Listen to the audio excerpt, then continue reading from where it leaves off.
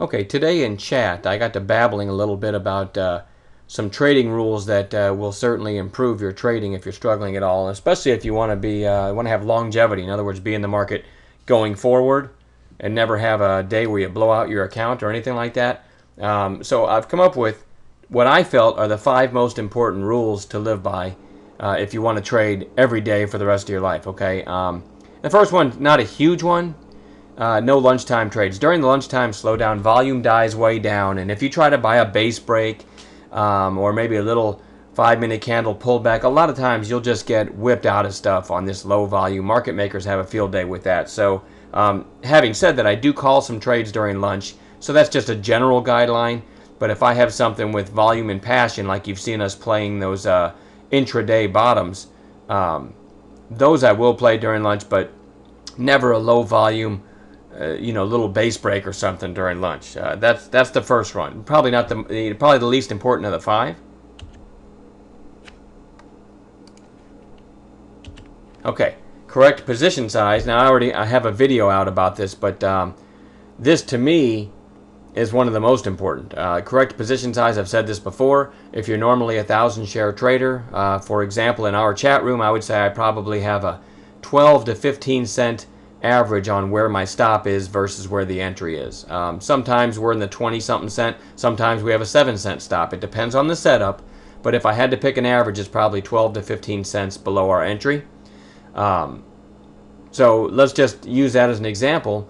If you're trading 1,000 shares on a typical call in the GreatStockPicks.com chat room, let's just say the average is 15 cents for the stop. 1,000 shares, you'll lose $150 if you get stopped out. As a side note, every trade I take, I expect to get stopped out. If you do that, it'll absolutely help you with position size. Okay, if you go into a trade thinking only about how this is going to rip because it's breaking this resistance and I'm going to get a quick 50-cent move, so I'm going to take 3,000 or 4,000 shares when I normally trade 1,000. Well, anything can happen. That's stolen straight from Mark Douglas in Trading in the Zone.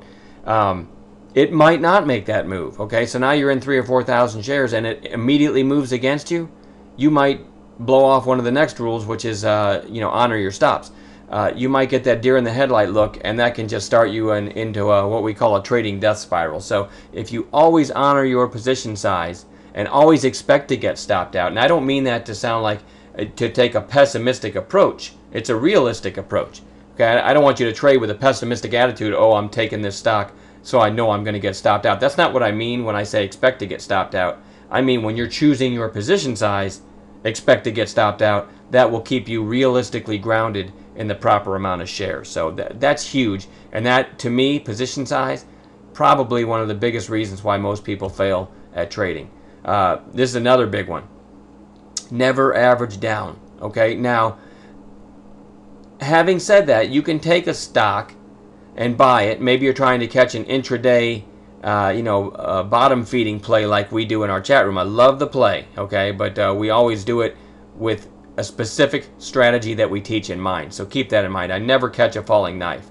If you take a trade and it goes against you, a lot of people have a propensity to want to say, you know what, I'm not gonna take a quick loss on a 12-cent stop because I'm not gonna lose. Say it's 1,000 shares, I'm not gonna lose $120 that quickly. I just can't stand that. Okay, so instead they say I'm gonna ignore the stop. I'm gonna buy more if it keeps falling, averaging down.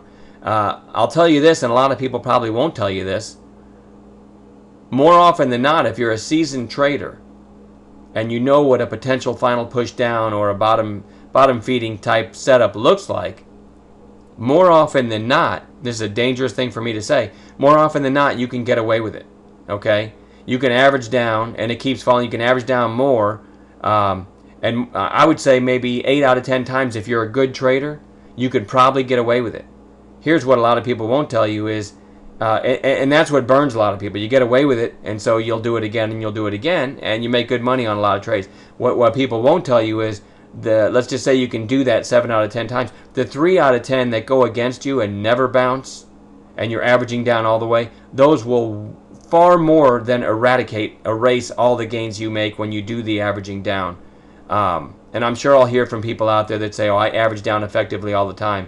I contend that it just takes one trade, and I remind our members of this all the time. You can literally, I don't care how big your account is, you can literally take yourself out of trading on any one trade. A lot of people say, well, that's impossible. If you keep averaging down and it keeps going against you and you double down, next thing you know, your entire account plus 50% margin is involved in one trade, you can take yourself out of trading. You know, maybe you'll have enough to trade with the next day, but your mind will be so jacked up, you won't be able to trade right for years, if ever again.